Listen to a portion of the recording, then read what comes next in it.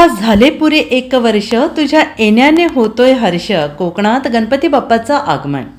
कोकणात गौरी गणपतीचा सण पारंपरिक पद्धतीने साजरा केला जातो. काळानुरूप सणांमध्ये बदल झाले तरी कोकणी माणसाने मात्र रूढी, प्रथा, परंपरा आजही जपलेल्या आहेत. कोकणातील प्रत्येक घरात गणपती विराजमान होतो, त्यामुळे पारंपरिक ढोल ताशांचं गजर करत कोकणात गावागावामध्ये गणपतीचं आगमन होतं आहे.